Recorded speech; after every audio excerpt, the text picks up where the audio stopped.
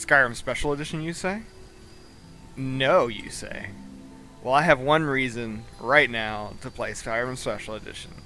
Let me introduce you to the one mod that you need. So if you're like me, and you're an old RPG player, and you remember the days when you had options, back in my day, we could choose our build. Or, if you're a Skyrim player, you may notice that there's tons and tons of extraneous blips on these constellations. This is Ordinator, Perks of Skyrim, by Ina I'll put the name on the screen, just because I can't pronounce that. But essentially what this does is add tons of new nodes and modifies a lot of the nodes to be far more interesting. There are perks from everything for light armor, to melee weapons, to crafting, and magic. This overhauls every single talent tree, at least mildly, in the game. There's some interesting ones in here that allow you to have varied builds, including a fire mage, which was a thing in the original Skyrim, but now there's extended talents such as your fire spells reducing the target's resistances, them igniting, them leaving a patch of fire, and there's further talents that leave more fire and burn them for longer. You can also be a lightning mage over on this right hand side, which does varying things including stunning on magnetization, or a very high damaging once per battle effect, and other things. There's still the frost mage, and there's other unique abilities off to the side. All of these past the combustion are completely unique.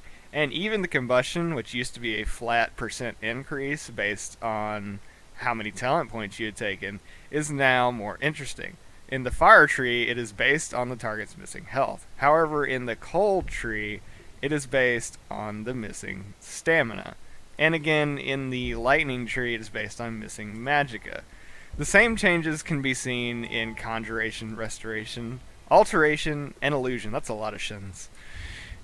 In the Conjuration tree, you can see a varying Necromancer tree. You can see on the left-hand side a Atronach tree.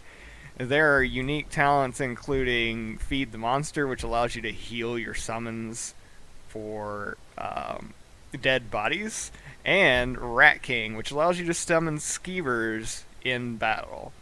The Necromancer tree lets you have tons and tons of summons out. This one here lets you have multiple new summons out that last indefinitely, and keywords here, not destroyed. Death Tide lets you have even more skeletons out, and again, you just get more and more skeletons as you go up. In the Restoration tree, it is now possible to be a priest, if that's ever interested you at all and you've been concerned that you wouldn't be able to level. Not only do you have the basic one, which alters their mana cost, but off to the side you have damaging ones, such as this one, Necromanicon, which gives you new abilities that do damage over time. Also, Plague Doctor gives you an AoE aura. False Light lets you actually do damage with your healing spells, as you can see here. And there's other ones in this tree which let you be a paladin, as you can see, Crusader's Fire. There's other ones which let you be a better healer, and further ones which just do healing when you exist.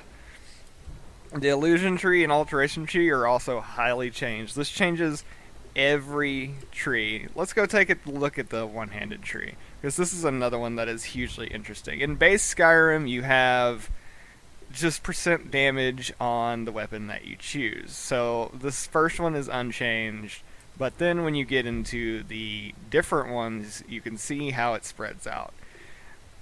For example, the armor with maces being reduced, or with axes, them doing a bleed and then a larger hit to their health when the bleed ends.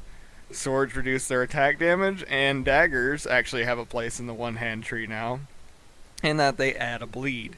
There's actually dual wielding in this, which is very interesting, although I think that Skyrim had dual wielding, and there's varying effects which increase your attack speed and damage up this side. The perks for the individual weapons extend all the way up. So all the way to the tip, we can see that we still have dagger stuff, we still have sword stuff, we still have mace stuff, and still have axe stuff. So you can choose to specifically be a barbarian, a dual-wielding barbarian, or a cleric with a mace and shield, or you get to specifically choose what you want to build, and you have specific perks to it. All of the armor perks have added things to their trees, and including even things like lockpicking. Yes, they even changed lockpicking. This is easily, by far and away, one of the best mods if you're going to replay Skyrim. I'm currently playing a, might we say voluptuous? Voluptuous sorceress. So she's going to have fire, she's going to use melee weapons, and she's going to be a summoner, as we saw that I just killed. And this is now more possible because of the customization that Ordinator allows. So if you guys are thinking about playing Skyrim SE again, or if you were on the fence and you have access to this mod, I'm not sure if it's on PS4, but I know it's on PC, I would absolutely suggest that you pick up Ordinator again, or Ordinator if you're going to play Skyrim again. And if you're thinking about it, I would definitely suggest it. I'm having way more fun with Skyrim this time around because of this mod, and a few others, like you might see here, the Campfire mod. But specifically, Ordinator is the best mod in Skyrim. You guys take it easy, and I'll see you in the next video.